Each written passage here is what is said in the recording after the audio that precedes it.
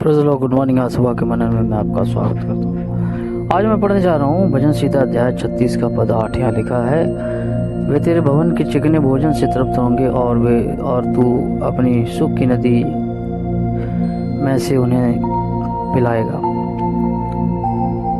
मेरे जी, जो यहाँ पर परमेश्वर का वचन जिस प्रकार से कहता है कि वे तेरे भवन के चिकने भोजन से तृप्त होंगे और तू अपनी सुख की नदी में से उन्हें पिलाएगा। हमें ये समझने की आवश्यकता है कि परमेश्वर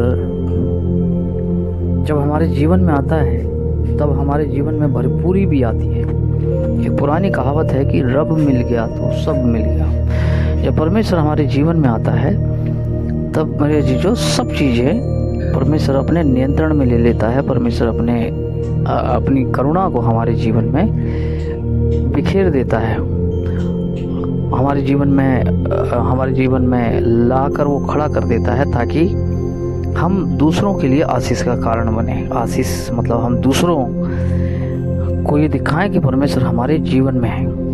दरअसल यहाँ पर जो शब्द है कि परमेश्वर तृप्त करेगा, तृप्त के लिए रावा हिब्रू में है, जिसका अर्थ है पूरी तरह से भीग जाना या जी भरकर पीना। यह अक्सर प्यास बुझाने, नमी में दरबदर होने या मदहोश होने के संदर्भ में प्रयोग किया जाता है। ठीक है मेरे, जब परमेश्वर आपके जीवन में आ जाता है तो आपको वो भरपूरी का जीवन देता है। जैसे यीशु मसीह इस संसार में जब आए, यीशु मसीह ने कहा, मैं इसलिए आया कि वे जीवन पाएं और बहुतायत का जीवन पाएं। ठीक है, वे बहुतायत से आशीष पाएं। और जो व्यक्ति, जैसे बाइबल में लिखा हुआ है, भजन संहिता 1 में लिखा हुआ है कि जो व्यक्ति परमेश्वर के साथ बना रहता है, लगा रहता है, वो अपनी ऋतु में फल लाता है ना। अबंडेंट उसके जीवन में अनगिनत फल होते हैं और वो दूसरों को भी उस आशीष का भागी बनाता है, वो दूसरों के लिए आशीष का कारण बनता है। ये परमेश्वर की प्रतिज्ञा है कि परमेश्वर जिसे प्रेम करता है उसकी वो पूर्ण शांति के साथ रक्षा करता है। परमेश्वर अपनी शांति में हमेशा उसे घेरे रखता है। परमेश्वर की शांति उसे हमेशा घेरे रखती है।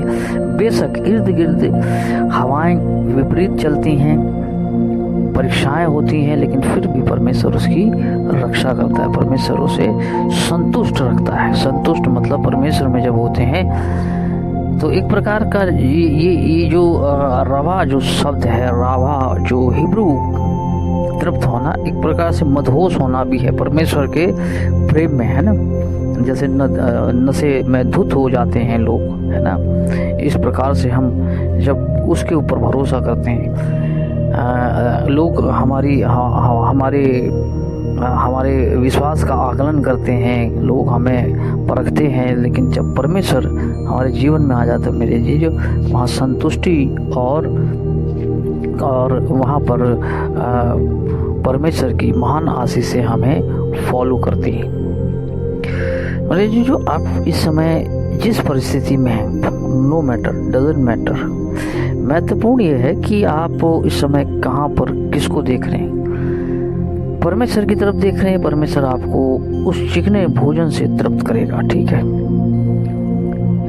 वो हमें उस भोजन से, ठीक है, भोजन के विषय में अगर देखें, भोजन की जो सबसे बड़ी टेंशन शुरू हुई वो ईडन गार्डन से शुरू हुई। और यहाँ पर जो शब्द है ग्रीक में कि वो अपनी नदी में से पिलाएगा, ये ईडन शब्द इसके अंदर भी निहित है। जैसे हम अपनी सुख की नदी से, ठीक है, वहाँ से भोजन की समस्या, जब परमेश्वर ने श्राप दिया तो वहाँ से भोजन की समस्या शुरू हुई। लेकिन मेरे जी, जो परमेश्वर ने जब भूमि को श्राप दिया कि भूमि तेरे कारण श्रापित है,